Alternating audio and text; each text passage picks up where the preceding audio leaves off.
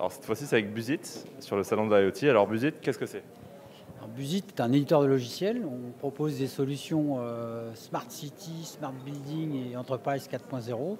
On est basé à Nice et on existe depuis 2016. D'accord. Et en quoi consistent alors vos solutions?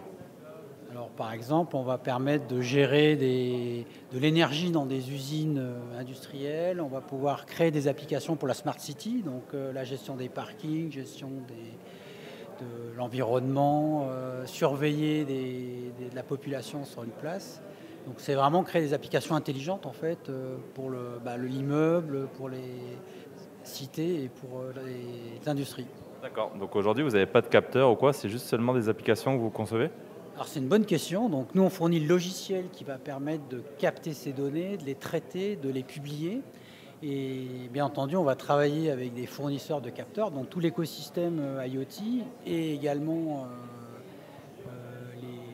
les automates qui fournissent des données pour agréger tout ça et par exemple pouvoir montrer à un directeur d'usine qu'est-ce qu'il consomme comme énergie, s'il y a des fours qui sont allumés alors qu'ils devraient être éteints, s'il y a de la perte d'énergie. Alors on est éditeur de logiciels mais pas que. Sur beaucoup de clients ont des projets smart, des projets IoT, et font appel à nous pour du conseil, choisir les bons capteurs, le bon réseau, comment s'intégrer au système d'information existant. Donc on va fournir du conseil. Puis après, une fois qu'on a gagné le projet, on va les aider à implémenter le projet. Donc soit c'est nous qui le faisons, soit on les forme pour qu'ils puissent mettre en place le projet, soit on passe par des intégrateurs qui vont mettre en place le projet. Et moi, je suis ingénieur logiciel et je vais m'occuper surtout des parties. Donc en fait, sur l'application, on a une partie gestion de flux où on va pouvoir récupérer les données et les envoyer vers des applications comme celle-là ou générer des alertes ou redéclencher d'autres IoT par exemple. Et moi, je vais m'occuper sur toute la partie création des petits applicatifs qu'on utilise dans ces gestions de flux-là, qui vont faire chacun une petite brique de traitement, effectuer des calculs, agréger des données, gérer ces applicatifs-là et créer le genre de dashboard finaux qu'on a ici. Alors est-ce que tu peux nous faire une petite démo? Comment ça fonctionne? Oui, je vais vous faire rapidement une petite démo de comment ça fonctionne. Donc le projet est vraiment divisé en deux parties. Donc on a d'abord la partie gestion de flux que vous avez ici. Donc ici on a une partie gestion de flux où on va avoir ce qu'on appelle des scénarios dans lesquels on va pouvoir aller récupérer des données. Donc on va récupérer des données à l'intérieur de ces scénarios. On va avoir des petites briques de traitement qu'on appelle des BUSAP qui vont faire, comme je l'ai dit, donc ajouter de l'information à la donnée, effectuer des filtres. On va pouvoir ajouter de la donnée, faire de l'intelligence artificielle dans des cas un peu plus complexes par exemple.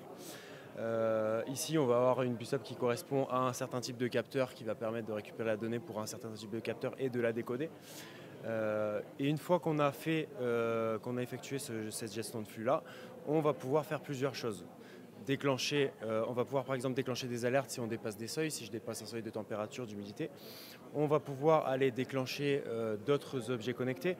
Je prends le cas d'utilisation d'une gestion de fuite par exemple, où on va avoir un capteur de consommation d'eau.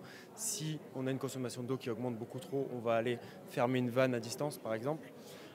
Et dans le dernier cas, on va pouvoir enregistrer des données vers une base de données interne qu'on a dans l'application et qui va nous permettre de créer ce genre de dashboard-là, de ce genre d'application-là, où on va récupérer les données et les afficher dans différents types de ce qu'on appelle des widgets, qui vont être soit des courbes, des données